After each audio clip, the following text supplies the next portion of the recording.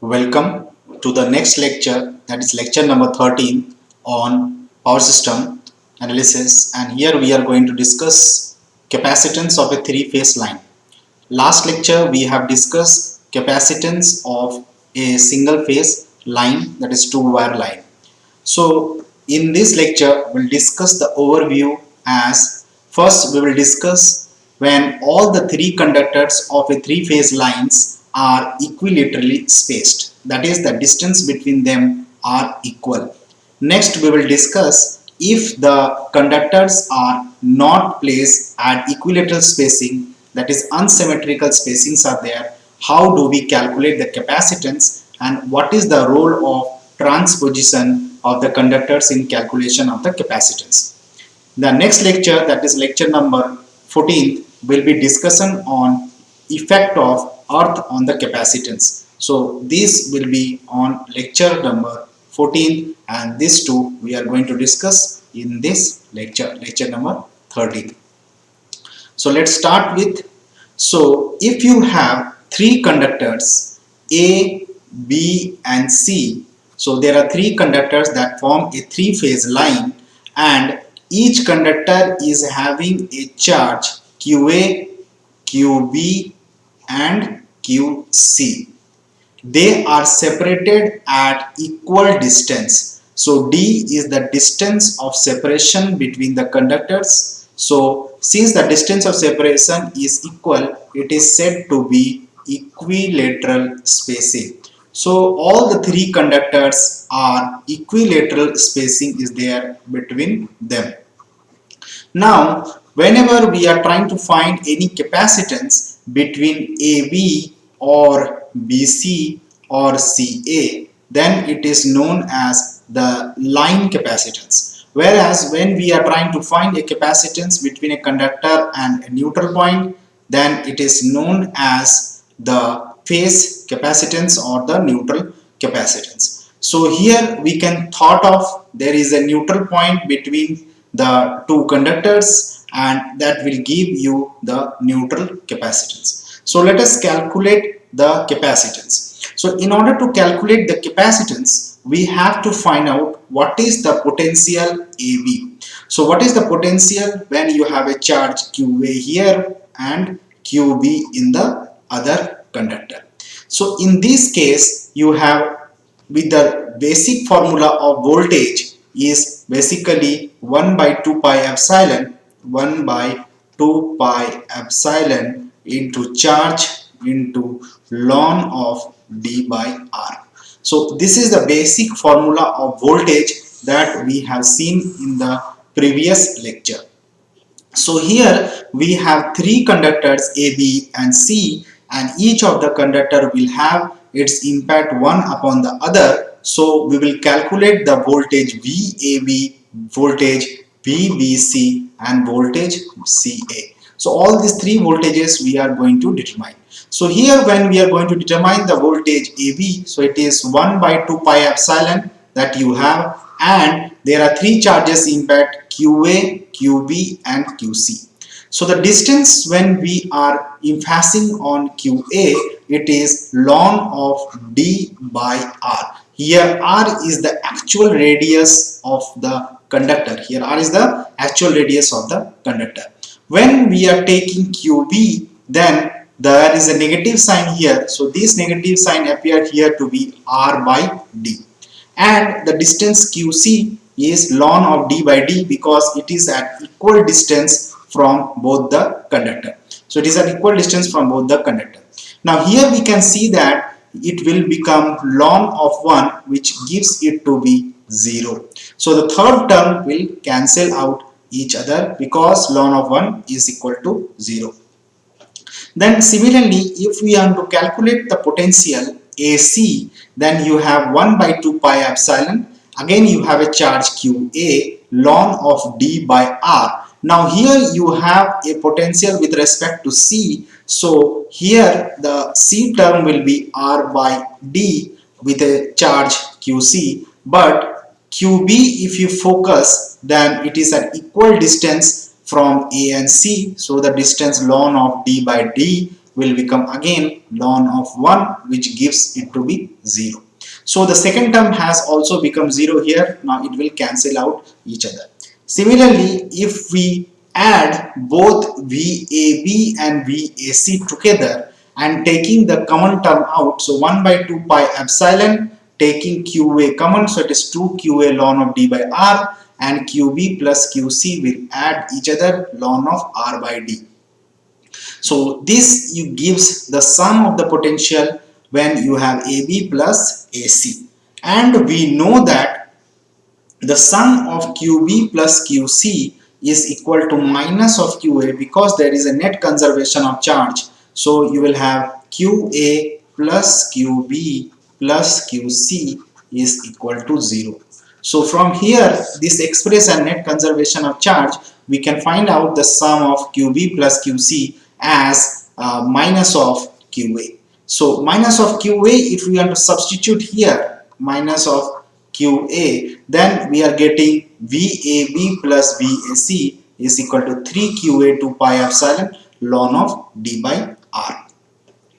Now here we have the term AB and AC and the voltages are balanced. So can we substitute it in the phasor form? So we know that the line voltage is equal to root 3 times the phase voltage with an angle of 30 degree ahead. So here from this phasor diagram, let us see. So if we have on the reference axis, if we have VAN, then your line voltage VAB will be 30 degree ahead with respect to VAN.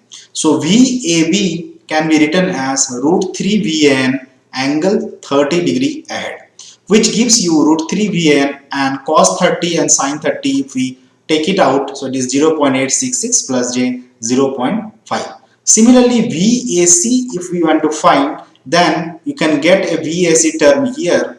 So here you will get a term known as VAC, which is equal to the minus of VCA. So your VCA and VAC are 180 degree opposite to each other, antiphase with each other, and this will give you root 3 VAN minus 30 degree, because here you have minus 30 degree. So if we have substituted, find out what is the value of VAC, so it is 30 degree behind, then you'll get VCA as equal to minus of VAC. Okay, because we want to know what is VAB and VAC summation in terms of the reference voltage VAN. So after obtaining that, we got VAB plus VAC is equal to 3 times the voltage of the reference phasor, that is VAN. So VAN we are going to get as QA by 2 pi epsilon ln of D by R, which is a basic formula of voltage, that is V equal to Q by 2 pi epsilon ln of D by R. So this VAN that we are getting is the reference voltage with respect to A in the phasor quantity. Now the capacitance formula that we will get is equal to the charge divided by the voltage. So we'll get 2 pi epsilon ln of D by R. So here one thing has to be noted is that we have a term 2 because there is a neutral capacitance, as we have discussed earlier also. So the neutral capacitance is equal to 2 pi epsilon ln of D by R. Now if we want to find the line capacitance, we will take out this 2 term out and it will cancel each other. So pi epsilon ln of D by R. So after obtaining the capacitance, if you want to find the charging current, so charging current can be for single phase as well as 3 phase. So if we are finding the charging current for single phase quantity, so we know that the current is equal to the voltage divided into admittance. I is equal to V into Y, where Y is the admittance of the circuit and V is the potential and I is the current. So admittance is basically 1 by the impedance of the circuit. So if you have a capacitor alone, its XC value is 1 by omega C. So 1 by J times omega C is the value of XC. So reciprocal of XC will give you the admittance Y. So you are getting a charging current as J omega C AB, the voltage AB. Okay. Now here if we have a three-phase line, the charging current can be obtained per phase. So whenever you have a three-phase line, we can obtain per phase. So here we will give a capacitance with respect to neutral, the potential with respect to neutral, that will give you charging current, and this charging current is for per phase basis. So this is what we have obtained the capacitance when your all the conductors are placed symmetrical. But what will happen if the conductors are unsymmetrical spacing? The distance between the conductors are not equal. So if this distance and this distance and this distance are not equal, then it is known as unsymmetrical spacing, and in that case we are going to find the capacitance of a three-phase line. So if the distance between the conductor D12, D31 and D23 are not equal, so D12 is not equal to D23 is not equal to D31, then this is known as unsymmetrical spacing. In this case, the finding the capacitance will be done only when you have to transpose the conductor.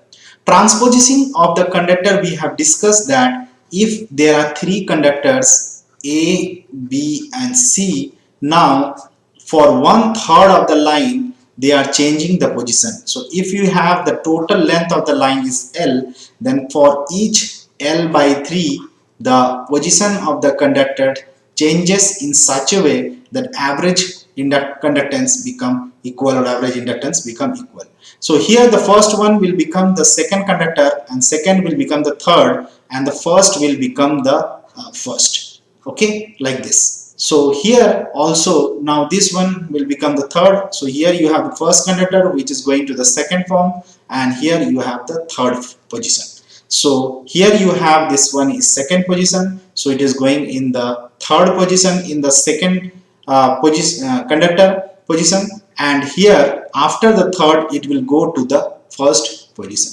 So this is known as the transposition of the conductor, where there are three positions: position number 1, position number 2 and position number 3 for each conductor after a certain equal distances. So after transposing the conductor, we have to find out the capacitance. So let us consider a phase A. So when we consider a phase A is in position 1. So if the phase A is in position 1 and B is in position 2 and C is in position 3. So let us consider the first case where A is in position 1 and B is in position 2 and C is in position 3. In that case, if you want to calculate the potential AB, then we are getting 1 by 2 pi epsilon. So here you will be having a charge QA, and the distance you can see that farther distance is D12 and the near distance is R. So here you will have ln of D12 by R with a charge QA. And when you take QB, then it will be R by D12, the reciprocal of this. And when you take the charge C, then you have to take the distance D23 by D31. So this will be the potential VAB when A is in position 1, B is in position 2 and C is in position 3. Now let us consider that for the second position A is in 2.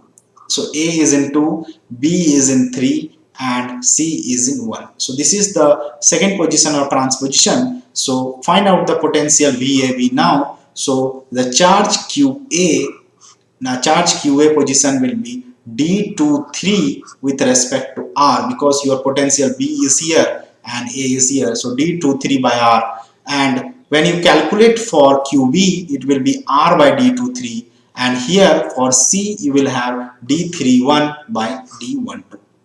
So these are the potential for two different positions. Similarly, you can calculate the phase A for position number 3, B in position number 1 and C in position number 2. That will give you the potential VAB. So these positions will change and try to find out. Now, the average voltage drop that you will have VAB, in this case average voltage drop, so you can add all these potentials for position number 1, position number 2, position number 3 and then divide with the 3. So if you do that to find out the average voltage drop for the voltage VAB when you have 3 positions 1, 2 and 3. So after doing this we are getting a value like this. Okay, we are getting a value which can be reduced in this format. So here the D equivalent that we are getting, D equivalent, that is equal to the cube root of the product of the distances D12, D23 and D31.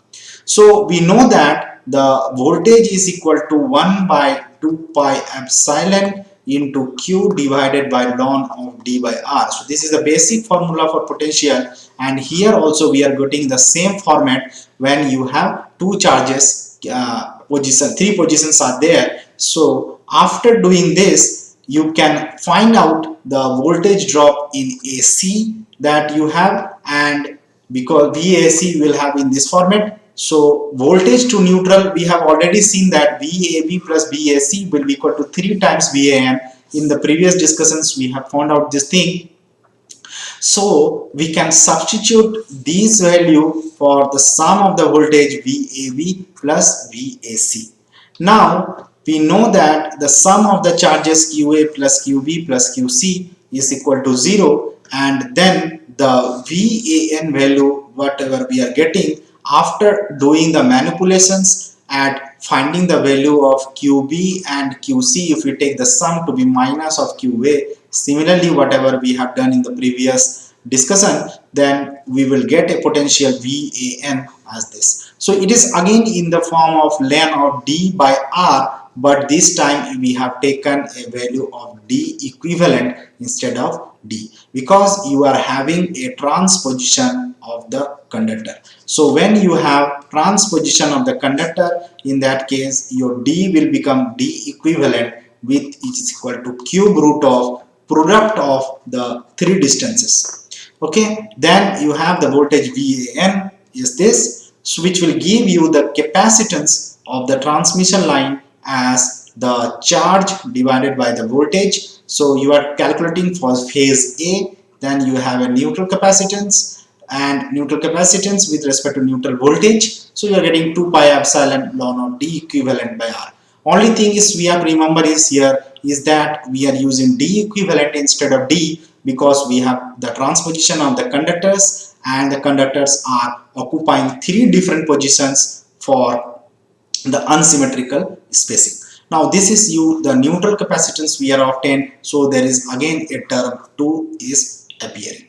So these complete the three-phase conductance of three-phase capacitance of a line under the two different conditions, that is unsymmetrical spacing and symmetrical spacing.